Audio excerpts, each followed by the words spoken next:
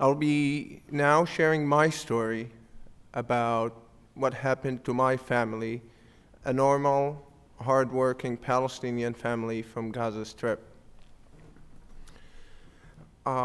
These events took place during the Israeli assault on Gaza during the so-called Operation Cast Lead. It started on Friday, January the 16th of 2009, when my father, Muhammad Sharab, he's 64, and he's from Khan Yunis in Gaza. He was driving from his farm in Al-Fukhari, near Khan Yunis, to our house in Khan Yunis city. He was accompanied with my two brothers, Kassab, a 28-year-old architect, and Ibrahim, a 17-year-old college freshman. My father and my brothers' identities were well known to the IDF, and so was their vehicle. They spent the previous night in the farm and waited until halfway through the daily lull, or humanitarian corridor, which is announced by the Israeli army every day. They set off at 12:30 and drove through their usual route. The area did not witness any hostilities or clashes. They drove for about a mile when they were surprised to see an Israeli tank on the side of the road. They were not sure whether they should go back or they should continue. However, the soldiers on the tank waved to them to keep going. They drove for about 160 more feet when they came under fire.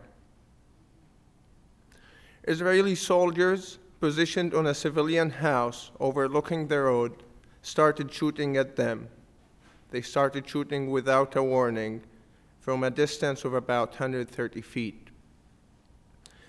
There were no warning shots, and the bullets targeted the passengers, with 22 bullets going through the windshield alone.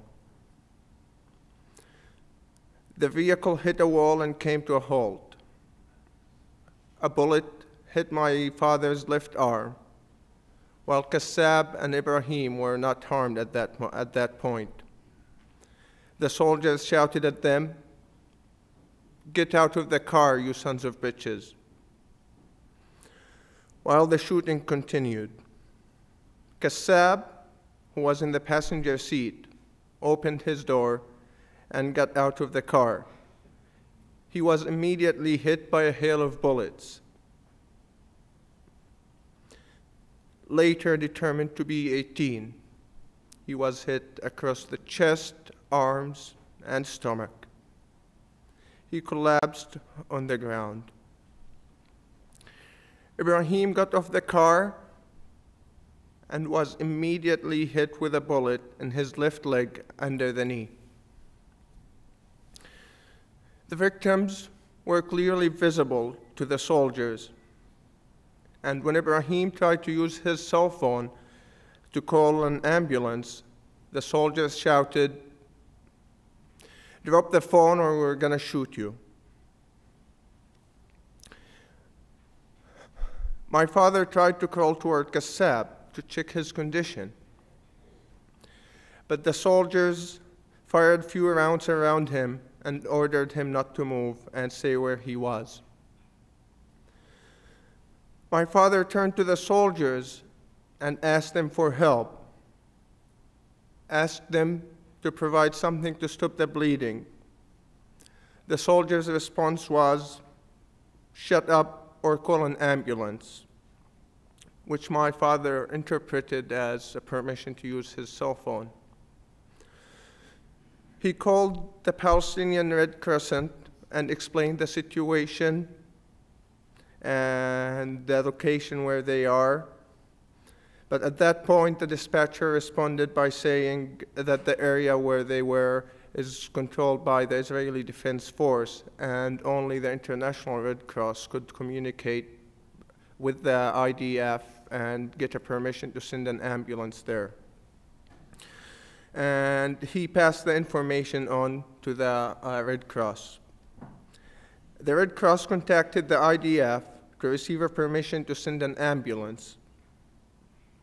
However, their request was not granted. My father kept calling the Red Crescent upon Ibrahim's requests, and he kept getting the same answer, and the Red Cross kept communicating with the Israeli army, but their requests kept being refused. Kassab's condition was only confirmed around 6 o'clock when my father managed to reach him to scare off some cats that were circulating around his body. Kassab's body was cold and stiff, and his death was confirmed.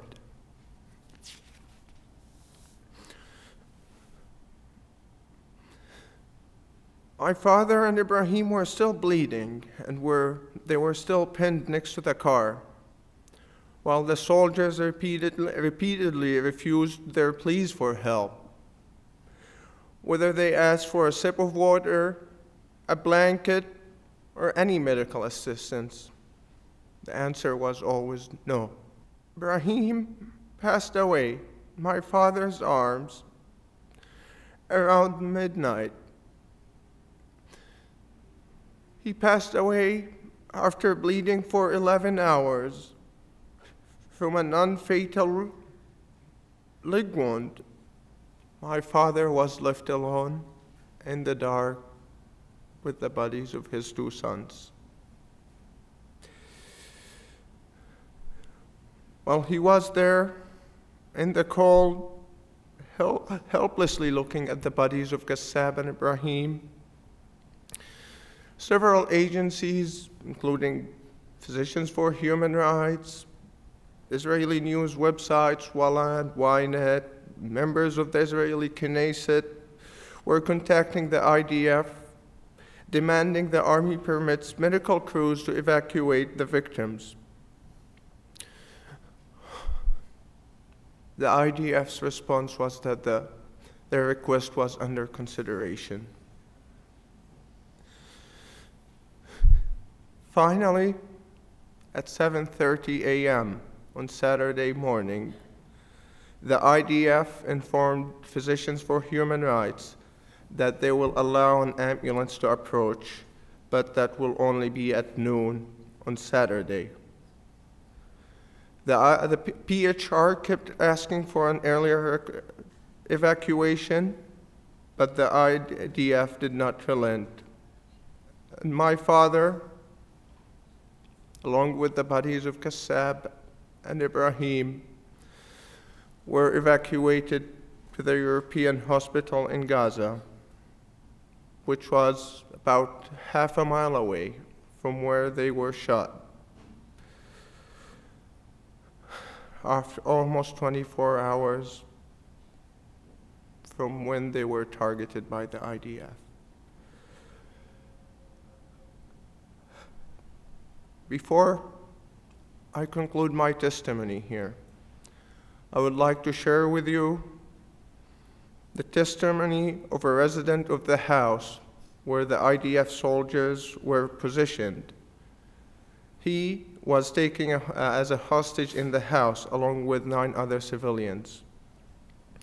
The witness reported radio communication between the soldiers and their commanders, which he overheard. The conversation goes as follows. Soldier, a car is approaching. What should we do? Voice on the other side, shoot. Are you sure? Yes.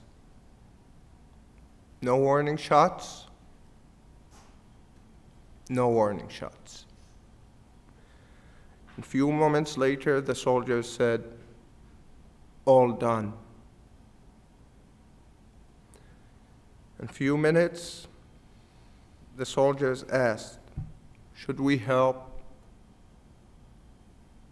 And the response was, no, let them help themselves.